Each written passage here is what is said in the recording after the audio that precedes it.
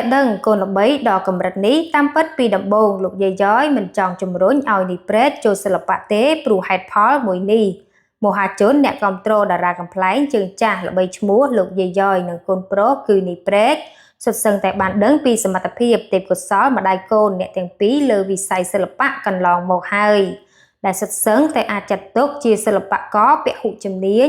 បានទាំងការសម្ដែងទាំងកំ pl ែងច្រៀងចម្រៀងអាយ៉ៃបុរាណសម័យគ្រប់ទម្រង់តែម្ដង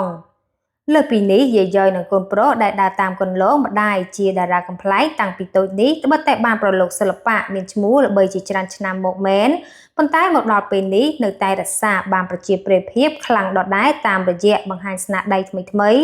ជាក់ស្ដែងសប្តាហ៍ថ្ងៃនេះព្រែកនិងអ្នកម្ដាយបានចាប់ដៃគ្នាសម្ដែងសាច់រឿងខ្លីៗបង្ហោះលើបណ្ដាញសង្គមកំពុងផ្ទុះការចាប់អារម្មណ៍ខ្លាំងផងដែរដោយឡែកថ្មីនេះអ្វីដែលកាន់តែចាប់អារម្មណ៍គឺតាក់ទងនឹងរឿងរ៉ាវជីវិតក្រៅសិល្បៈរបស់តារាកំ pl ែងជើងចាស់លោកយាយយ៉យនិងកូនប្រុសដែលមិនធ្លាប់ដឹងពីមុនមកខណៈបានស្ដាប់នីប្រេតនិយាយរៀបរាប់ក្នុងកិច្ចសម្ភាសសខ្មៅជុំវិញការងារសិល្បៈរបស់ខ្លួននិងម្ដាយជាច្រើនក្នុងនោះនីប្រេតក៏បានទម្លាយរឿងរ៉ាវមុនពេលចូលសិល្បៈតាមអ្នកម្ដាយ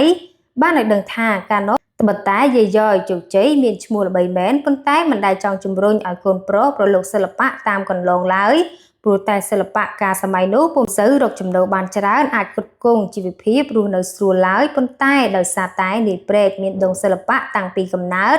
និងស្រឡាញ់ចង់ចូលដោយខ្លួនឯងទើបអាចប្រឡូកតាមអ្នកម្ដាយបង្ហាញសមត្ថភាពទេពកោសល្យរបស់ខ្លួនជាបន្តបន្ទាប់រហូតជោគជ័យ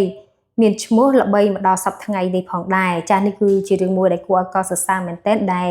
ចាស់នេះព្រែកខិតខំតស៊ូបើទោះបីជាមិនមានការជំរុញពីម្ដាយយ៉ាងណាក្ដីប៉ុន្តែដោយសារតែស្លឹកឈើជ្រុះមិនឆ្ងាយពីគល់ទើបធ្វើឲ្យគាត់មានដងសិល្បៈហើយមានសមត្ថភាពបង្ហាញទេពកោសល្យទាំងកំ pl ែងនិងសម្ដែងជាពិសេសគឺច្រៀងតាមចាំបណ្ដារោងការផ្សេងទៀតបានយ៉ាងល្អផងដែរតាក់ទងទៅនឹងព័ត៌មាននេះក៏បានបញ្ចប់សូមអរគុណសូមជម្រាបលា